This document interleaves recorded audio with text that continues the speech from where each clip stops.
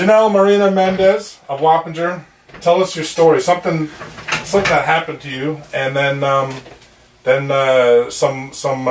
think you've sort of been not treated exactly well by some folks here in Dutchess County. So however you wanted to tackle some of that. You ran once or twice for Wappinger Town Board? I ran on two different occasions. 2015 was my first race.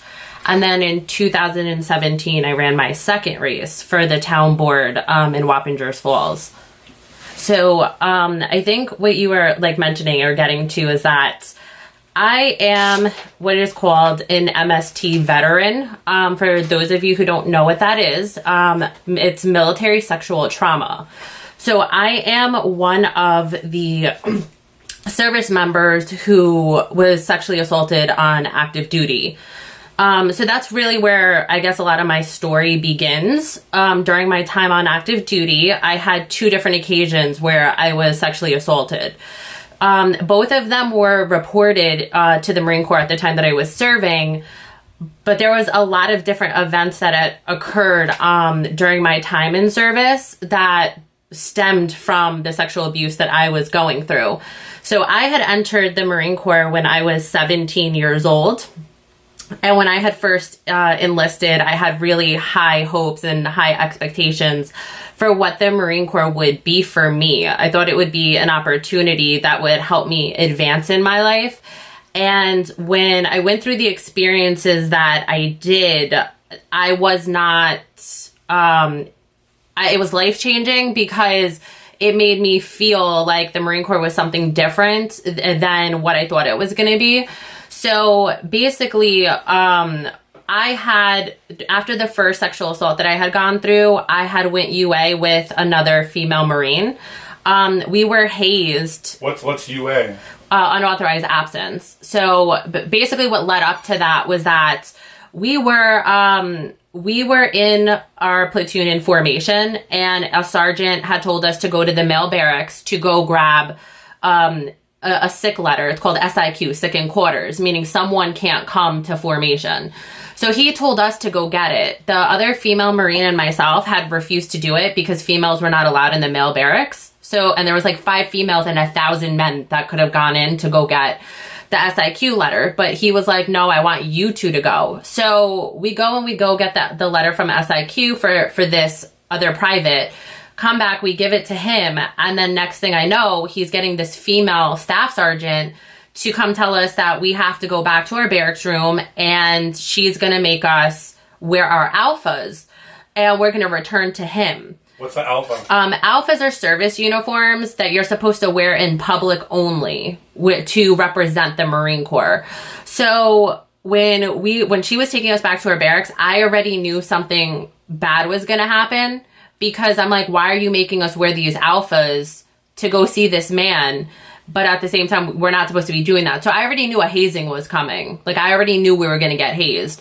So I was concerned. So I was already on my defense. And when we got back to the barracks room, they were telling us to change into our alphas. The other female Marine changes into her alphas. I refuse.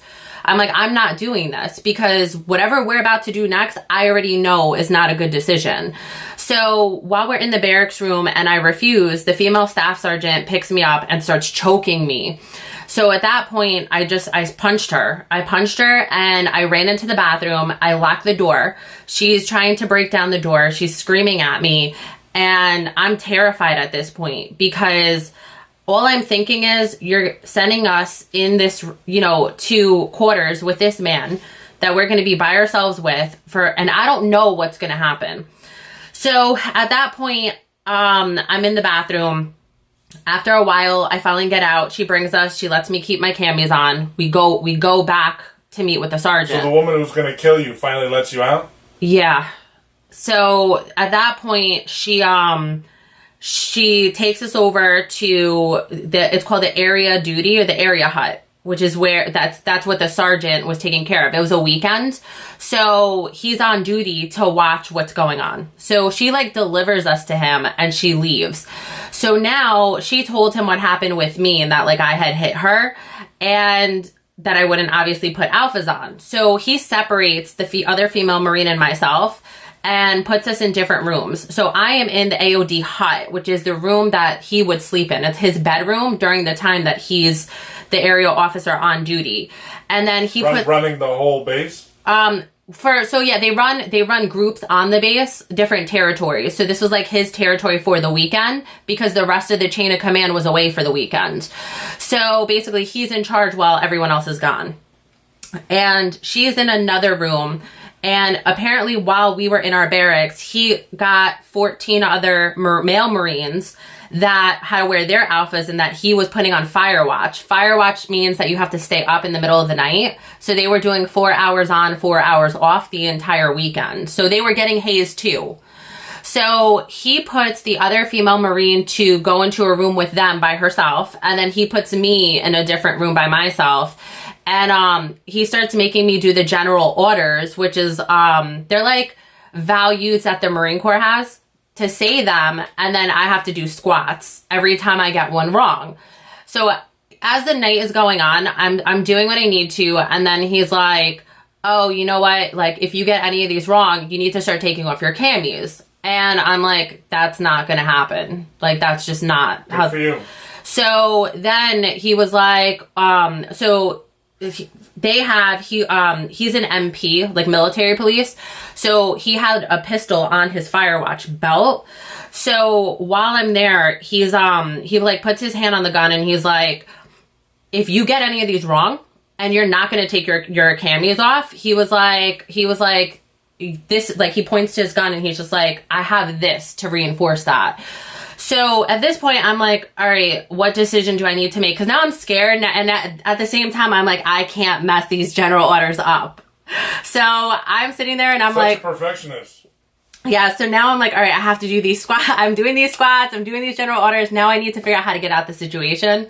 So he comes up from behind me and I wasn't taking my camis off. So he starts like touching me on my back. And then I'm like, all right, I need to figure out how to get out of here and how to be safe. Like, how do I exit the situation without getting harmed? Because I don't know what's going to happen because I just got choked out a couple minutes ago. So, well, a couple hours ago. But I was like, all right, what do I do? So I'm in the situation and I'm like complying with him. So I start taking off my outer layer of my camis.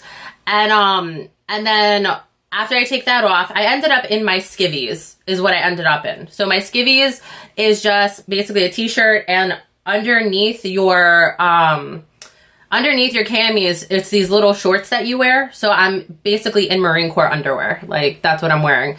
So I'm left in my skivvies, and now I'm like, all right, I gotta get out of here. So now he's coming up to me, and he starts like grabbing like right underneath my breasts. So at this point, I'm like, this is not going down. So I knew that he had the gun on him, and I was like, all right, the door is like angled a little bit away from me. So I like push him off of me and I just ran out.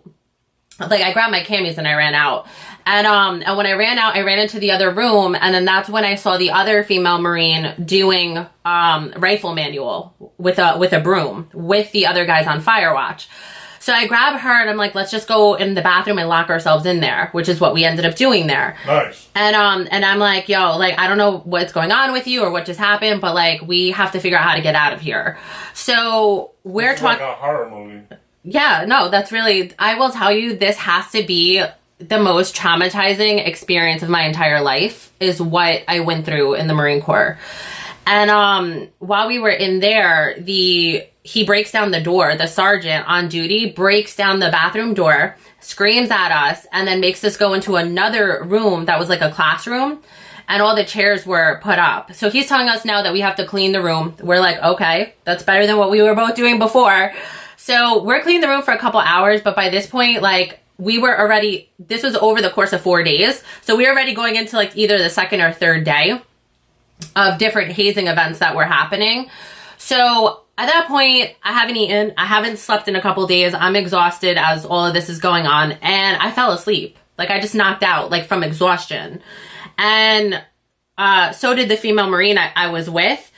The area on duty sergeant comes in, takes those chairs and starts throwing them at me, like metal chairs. So she backs up and gets away and she's like, oh, you know, like, wow, we can't believe this is happening. So now he's like, you can't go to sleep, get back up. So now I'm like arguing with him because I'm like, we haven't eaten, we haven't slept, we're thirsty, we're tired. Like, what do you expect? Like, whatever punishment you're giving us is not even deserved at this point, because we were following your orders and you did that as a power move to get us in these vulnerable positions. So at this point, like, I'm fighting back now with him because I'm so aggravated. And at that point, he like backed down a little bit, but he had us go into the room where the 14 male Marines were and just had us stand there at parade rest facing the wall, and left us with the 14 male Marines. So the other female Marine and myself were both just discussing like, hey, who do you know in this group? We need to talk to them about protecting us, because we're about to be here for a couple more days with, you know, a group of men who are not eating, sleeping, or anything else. So do you know any of these guys really well? Because I know a couple, and let's see if we can get them to protect us. So we start talking to each other like while we're facing the wall. So we basically like get some of the male Marines that we know, and like they come over, and now we're like basically creating an alliance. Like, hey, please protect us. Like Big Brother. Yeah, literally. Because like now it was like half of these men we don't know at all. So it was just like we didn't know what was going to happen. So basically that area on duty leaves. Another one comes in on the last day, and he's like, you guys look exhausted. You look horrible. You look thirsty. Like, what happened here? We start telling him the story. He felt really bad for us. He came and he got his food, and he ended up reporting what happened to the office, like the actual chain of command, the officers. So the next day when they come back, really early in the morning, the other female Marine and I are talking, and she's like, she's like, I'm going UA. I'm going on authorized absence. She was like, this was the craziest thing I've ever been through. I'm not dealing with this. And I'm like, I don't want to do that yet. I was like, that other area on duty was willing to help us and report it. So I want to go to legal and medical, because at this point, I already knew like the amount of trauma I just went through. I didn't know how to process it at 17. So when that occurred, I was like, I want to go to legal and medical. I was like, I need to feel safe. So that's what I want to do before going UA. So basically she's like, all right, this is what we're going to do. Because she was like, they're not going to help us. I already know how this is going. And she was also 10 years older than me. So, well, 9. She was 26 when I was 17. So like her... And where did this happen? Fort Leonard Wood, Missouri is where this happened. This was when I was in NBC school, which is Nuclear Biological Chemical School. That was my MOS in the Marine Corps, my job field. So what ends up... And you were 17. I was 17 years old. And so, yeah, and I was so young because like I literally just came out of high school, and I had skipped 11th grade. So like I was a baby in the Marine Corps. Like when I see myself back then, I was a child. I thought like a child. I didn't think like an adult. And but I knew something was wrong with me after that type of trauma. Like I knew something was wrong because of how I was feeling. I had a high level of distrust after that and fear. So I knew based on those feelings, like it wasn't healthy because I hadn't felt that degree of distrust and fear before. So when I was talking to the other female Marine, I was telling her, like, I really want to see what the options are to mitigate this situation and to resolve it.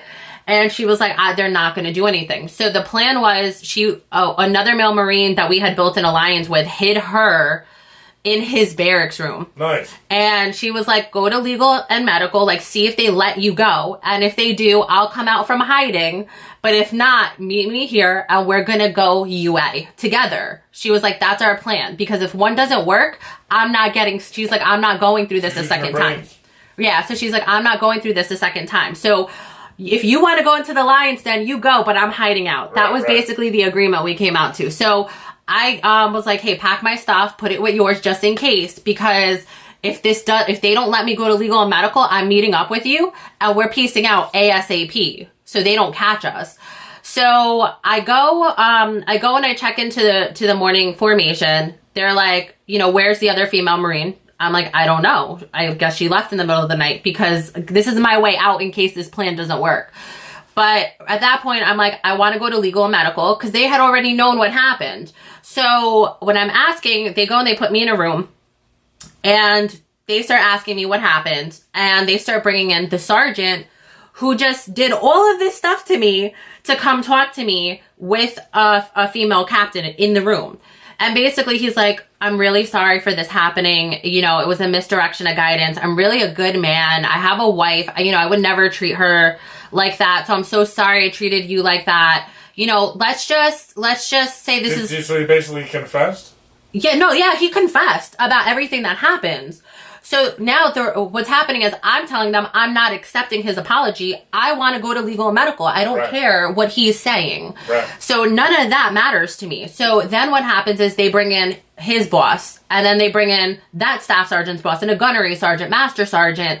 Then they start bringing in captains, a colonel. So the whole day I'm in this room, each person is basically convincing me I shouldn't go to legal or medical about this. And they're trying to normalize this.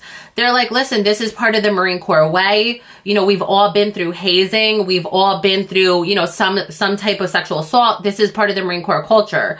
So I'm like, this entire chain of command, person after person, is basically telling me... They're all in on it. Yeah, the whole chain... their names? The whole chain of command. I remember the name of the person who did it to me and the female who did that. Feel free to say their names right now or not. It's up to you. Yeah, no, I don't want to give, like, negativity life at this point.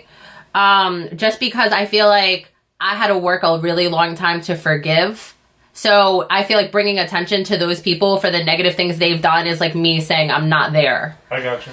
But yeah, so what ended up happening was when that happened, I was locked in that room for 15 hours. And then the same thing, I got no food, no water. And at that point, I was just like, at the end of that day, I told them, I was like, yeah, you know what? I forgive him and I'm over this or whatever. I wasn't there. I wasn't really there, but I knew I wasn't going to get let out the room. So by that point, after I spoke to everyone, I was like, wow, this is the Marine Corps culture. I want no part of this. So then I was like, you know what? This might be just here because I didn't experience this, you know, in boot camp or in MCT training. So that's when I was like, all right, it's time for me to go UA. So after they finally let me out because I agreed with them that I was going to let it go, I met up with that female Marine in the male barracks. Her and I left, called a taxi, and we went UA. We went to Walmart. There was an ATM in Missouri in the Walmart. We took all the cash out because we knew they were going to freeze our bank accounts.